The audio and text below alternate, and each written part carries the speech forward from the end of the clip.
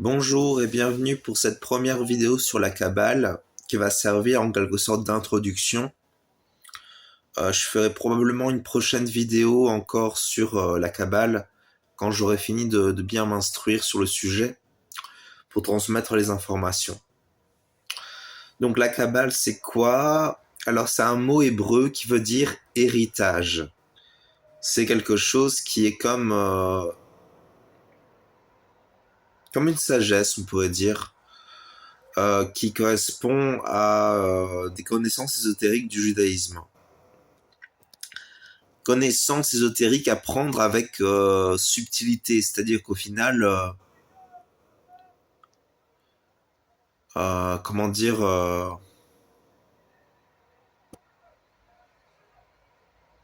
faut, faut comme réussir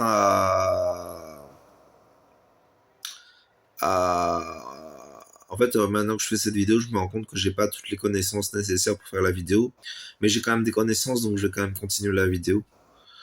Donc par exemple, on peut parler des grands éléments de ce mouvement ésotérique.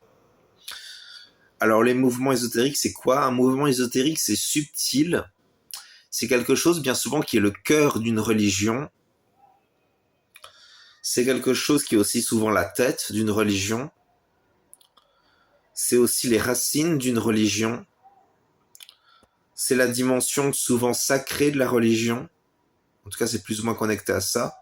Et souvent, il y a une science plus ou moins occulte qu'on y retrouve. Quelque chose qui est souvent caché à la plupart des gens.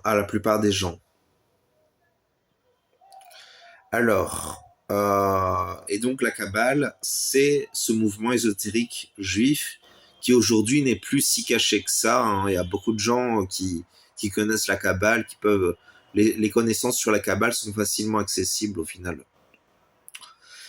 Et donc, il y a des grands éléments dans la Kabbale. Il y a la tradition qui consiste à méditer les sujets de la Kabbale, comme les anges, les archanges, les qualités divines des séphirotes.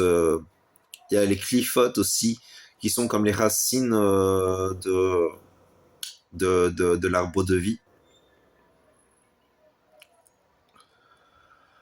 Au-delà de tout ça, il y a aussi le lieu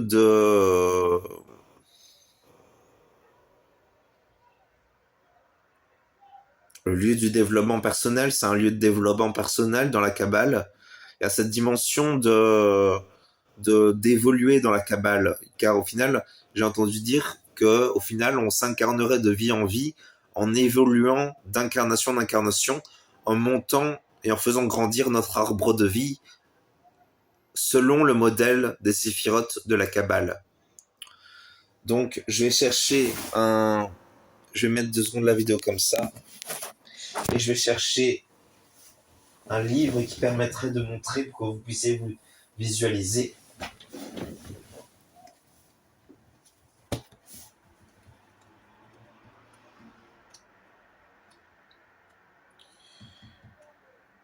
J'y suis presque. Voilà, j'ai trouvé. Donc vous voyez, là ici, ce que vous voyez, c'est l'arbre de vie.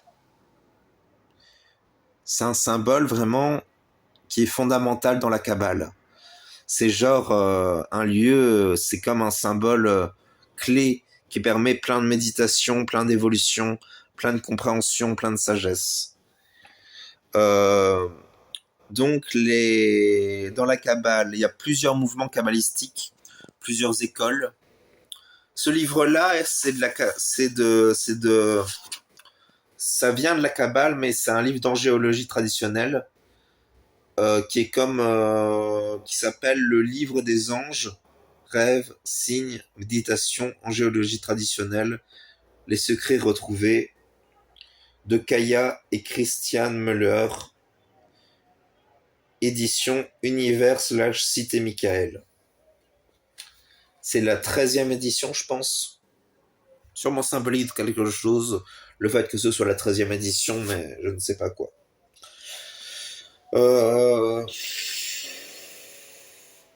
Et donc cet arbre de vie, symbolise ce que l'on appelle les séphirotes.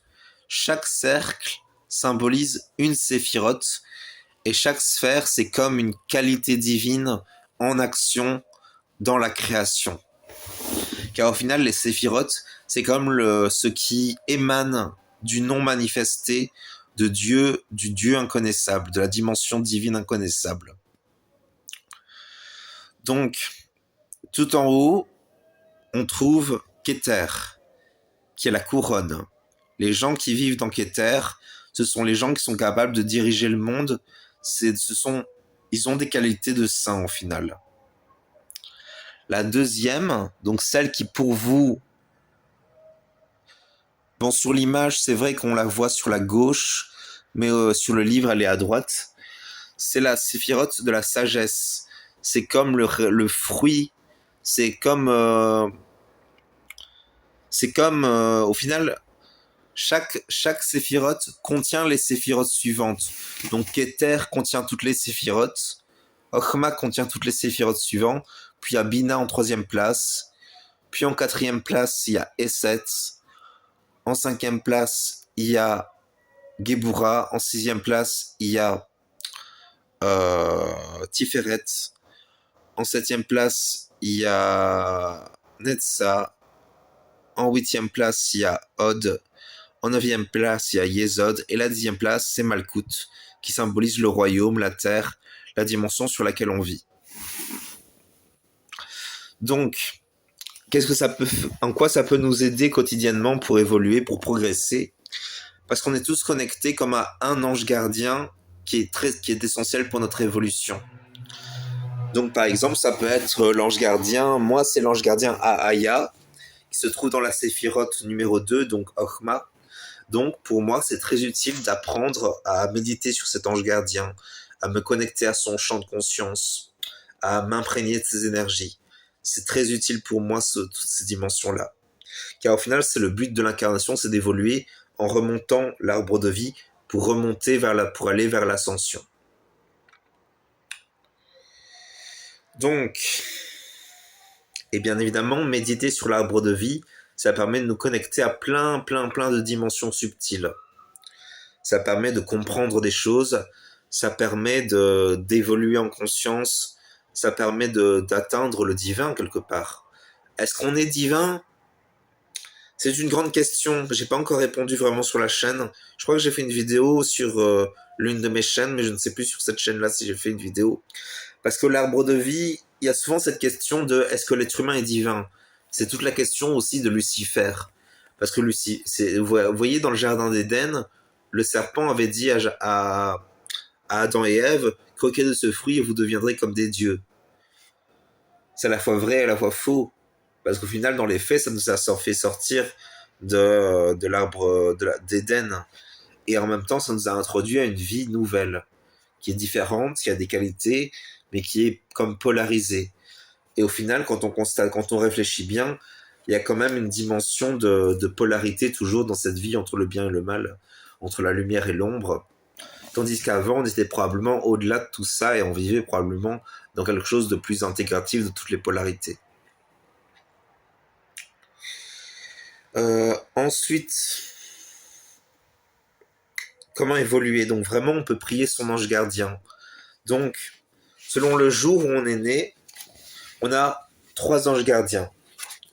Un ange gardien physique qui détermine nos qualités à acquérir lors de notre incarnation. On peut acquérir ces qualités en dehors de l'incarnation. En tout cas, c'est ma conviction. Car au final, on n'est pas... Est-ce qu'on est rattaché à la Terre? C'est un grand sujet que je vais pas trop déployer parce que ça me semble pas vraiment intéressant de le déployer. Donc je disais, on a 3 anges gardiens importants. On a l'ange gardien physique qui détermine notre chemin d'évolution. On a l'ange gardien de cœur qui détermine notre sensibilité émotionnelle, notre sensibilité de cœur envers les autres. Et on a un ange gardien spirituel qui détermine notre intellect, notre capacité de compréhension, notre capacité de vision. Donc je cherche ici pour vous aider à ouvrir votre vision selon vos anges gardiens.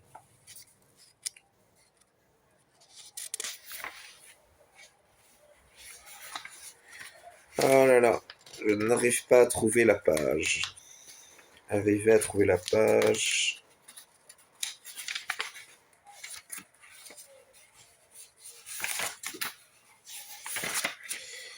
Donc, trouver. Ce qui est intéressant, c'est de commencer par l'ange gardien spirituel. Parce qu'au final, c'est celui-là qui détermine le plus les choses. Donc, l'ange gardien spirituel. L'ange gardien spirituel. Normalement, c'est ici quelque part.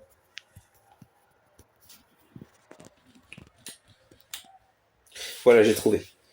Alors, calendrier angélique numéro 3, suite. Donc, c'est le plan intellectuel. Donc, j'aurais bien aimé vous le lire pour vous donner directement les termes avec cette vidéo. Le truc, c'est que au final, c'est comme il y en a beaucoup trop en fait. Mais par exemple, si vous êtes né entre, il n'y a pas, y a pas les dates. Plan émotionnel. Ah non.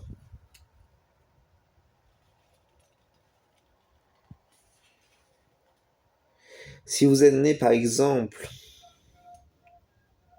le 10 décembre, eh ben vous aurez comme ange émotionnel Michael. Je ne sais plus si Michael dans la Kabbale est considéré comme un archange ou un ange, ou si c'est les deux. Ce sera intéressant de chercher. Donc le principe pour évoluer lors de notre incarnation, c'est de réussir à harmoniser nos 3 anges gardiens en utilisant notre ange gardien spirituel pour comprendre, pour avoir des perspectives spirituelles, d'utiliser notre ange gardien de cœur pour nous sensibiliser au nôtre, pour avoir une voix du cœur qui sert notre ange gardien spirituel, qui fonctionne avec notre ange gardien spirituel, et le tout dans le but de servir l'incorporation de la qualité de l'ange gardien physique. Bon, ça, je ne l'ai pas lu, hein, mais c'est ma compréhension personnelle. Alors, on peut s'intéresser un peu aux séphirotes, ça peut être intéressant. Alors, les séphirotes. Il y en a... Bon, il y en a 10. Il y a aussi les clifotes. Les clifotes, c'est comme... je crois que le terme clifote désigne le mot coquille. Donc, c'est-à-dire qu'au final, vraiment, il y a cette dimension de la séphirote qui est comme la qualité divine, et la clifote, c'est comme la coquille qui cache cette qualité divine à travers le monde. Donc il y a Keter, la couronne, qui est comme le lieu, des personnes saintes, des personnes qui ont acquis tellement de qualités, qui sont atteints à un niveau de niveau tel qui sont comme presque parfaits. Hein. Par exemple, tous les béliers, si vous êtes bélier au niveau de l'astrologie tropicale, eh ben, vous vivez dans Keter, quelque part. C'est pour ça que les béliers ont souvent un ego démesuré par rapport aux autres signes. Les lions aussi, pas un peu, mais c'est surtout les béliers, parce qu'au final, ils ont acquis toutes ces qualités et ils vivent dans Keter. Donc, ils ont accès à cette dimension de la sainteté, quelque part. Ils ont des qualités de saints, les gens qui sont... ça ne veut pas dire que ce sont des saints, mais ils pourraient manifester certaines qualités de sainteté. Après, de Keter émane Ochma, qui s'appelle la sagesse. C'est le lieu de la lumière. C'est vraiment le lieu de la lumière au sens le plus complet. C'est la connaissance, la sagesse, la perception, au sens l'information qui s'unit à la perception des choses les plus intégratives. C'est le chant des chérubins qui contemplent les choses pour encore plus contempler. Après Ochma, il y a Da'at, qui est le lieu de la gnose. C'est le lieu de l'accès à la connaissance. Normalement, on n'y a pas accès, mais certains y ont accès, notamment par leur ange gardien physique. Par exemple, moi, j'ai mon ange gardien physique, c'est Aya.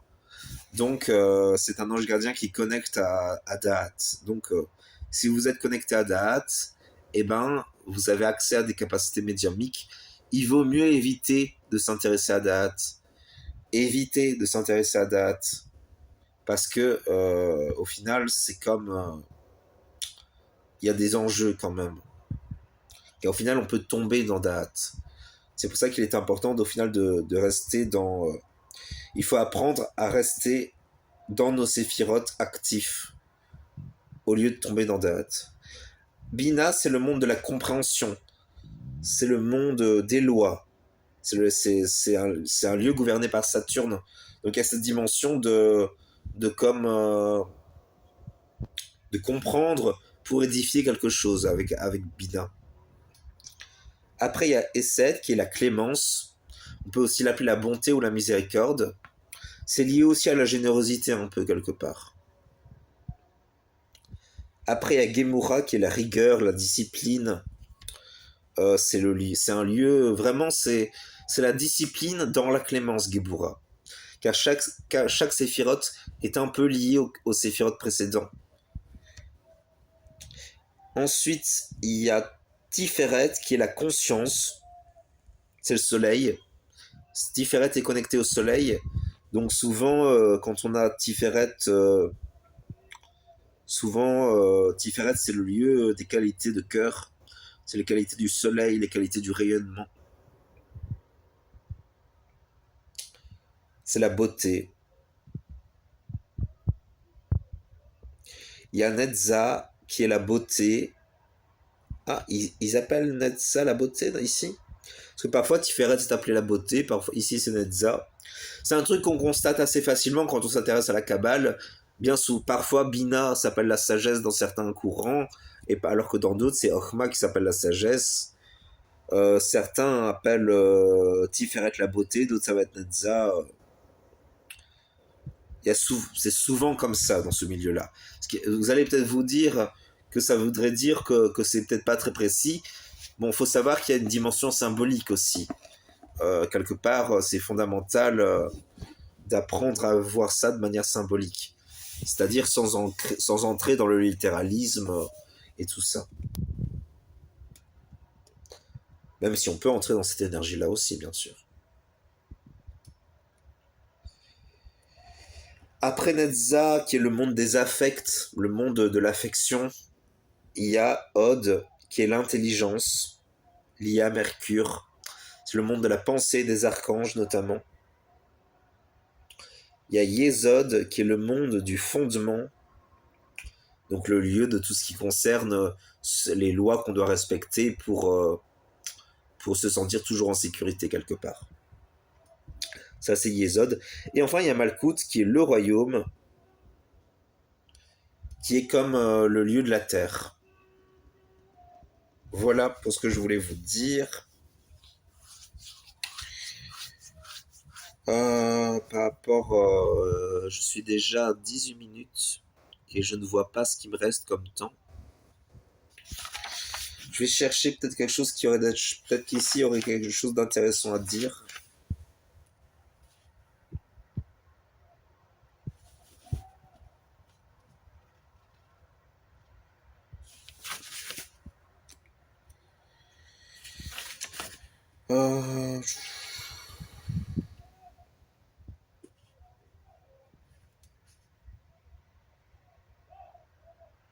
Peut-être une aide pour l'évolution. Comment évoluer? Le principe, c'est de se nourrir de ses racines pour acquérir les qualités des séphirotes dans lesquelles on vit.